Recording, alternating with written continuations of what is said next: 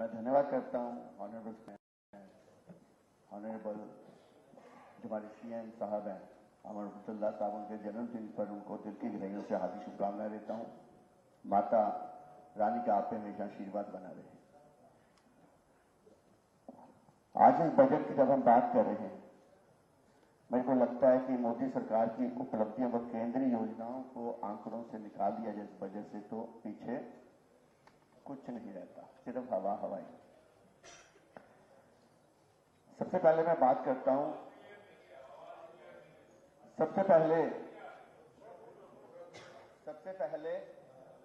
ठीक है, अब ठीक है। सबसे पहले मैं बात करता हूं कि हम लोगों ने स्टेट में इलेक्शन लड़े या यूटी के अंदर, हर बात पे एक ही बात आती है कि ये यूटी है और यूटी के अंदर हम कैसे काम करें, स्टेट आएगी तो हम काम करें। जो हमने मैनिफेस्टो दिया, हमने यूटी समझ के दिया। यूटी के अंदर क्या हम कर सकते हैं जब हमारी सरकार बनेगी, सोच के साथ दिया। हमने जब चुनाव के अंदर लोगों के पास गए, जो हमने रेवड़ियां बांधी,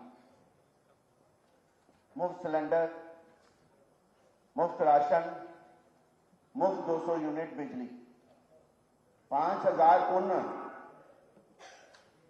भोली भाली माताएं हमारी, जो सरकार जो इस परिवार के अंदर सबसे बड़ी हैं, उनको भी 5000। जो अनएम्प्लॉयड यूथ है यहाँ के, वो फॉर्म भरने जाएंगे नौकरी के लिए, तो उनको उस फॉर्म की फीस भी माफ की जाएगी, जो उन गरीब युवाओं के लिए बड़ी बात है। एएवाई अंत्योदय के तहत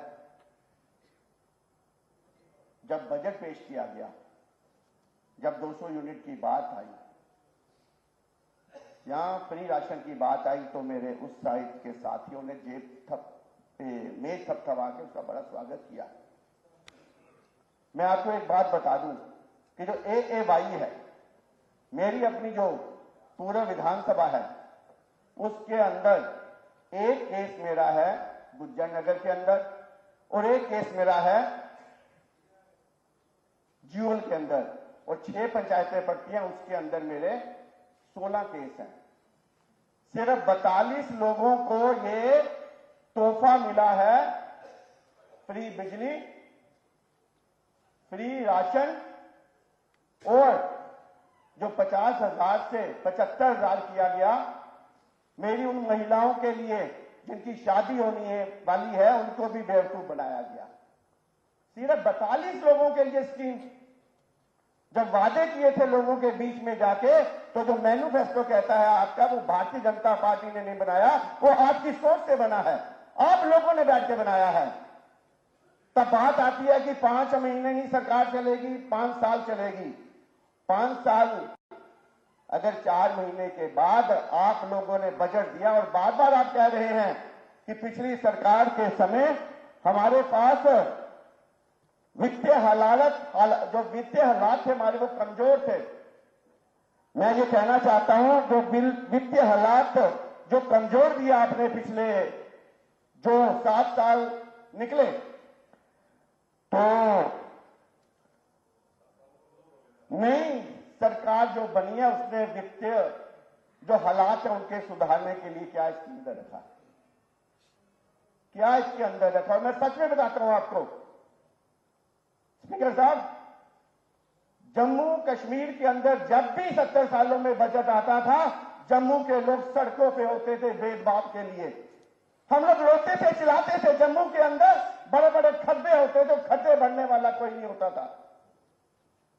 2014 के बाद 3 साल बीजेपी की सरकार बनी है, और उससे पहले 70 साल इन लोगों की सरकार रही है।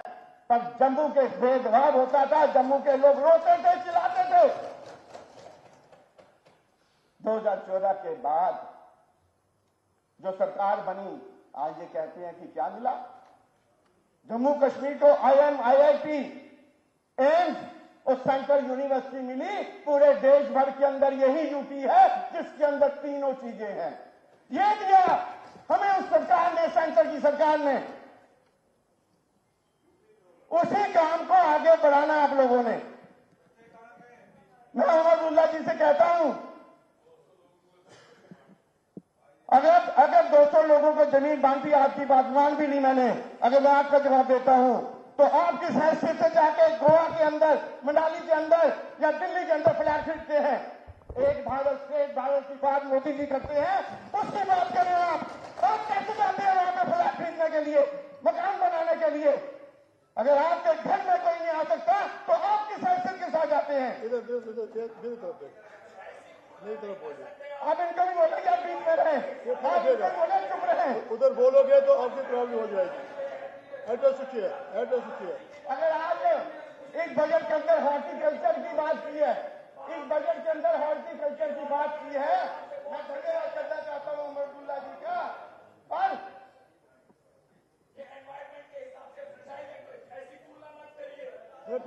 ऐसे नहीं 3.75 लाख हेक्टेयर जमीन जिसकी बात की है, मैं चाहता हूं उसका रोड मैप भी देना चाहिए कि कश्मीर के अंदर, जम्मू के अंदर कितनी हॉर्टिकल्चर जमीन इन लोगों ने ली है आगे काम करने के लिए। टूरिज्म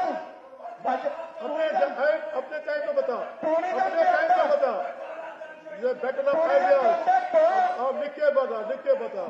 टूरिज्म के अंदर 2 करोड़ 36 टूरिस्ट जम्मू कश्मीर के अंदर आए। ये भी देन अगर है तो ऐसी सरकार को है, मोदी सरकार को है। और उसके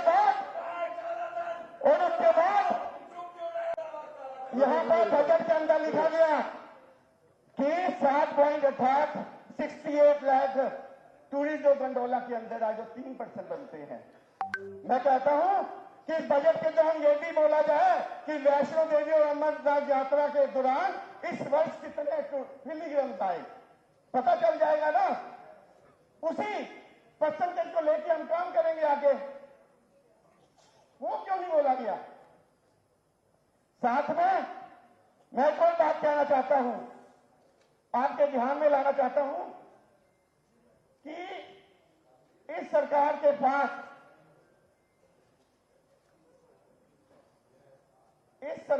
पास स्टेट ड्यूटी के अंदर 2 आइटम है सिर्फ, एक लिक्कर और एक पेट्रोल डीजल, जिसके ऊपर ये जीएसटी कम भी कर सकते हैं, बढ़ा भी सकते हैं।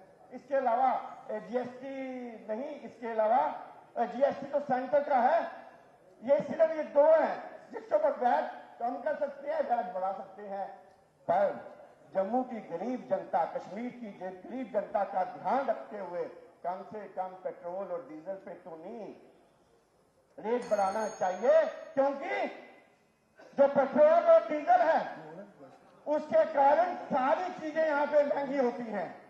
मैं तो कहना चाहता हूं, जो यहां पर ये बात की है कि 7 में से 1 टूरिज्म जो हमारा स्पॉट है पत्नी, तो उसको ये लोग मास्टर प्लान में लेते आएंगे।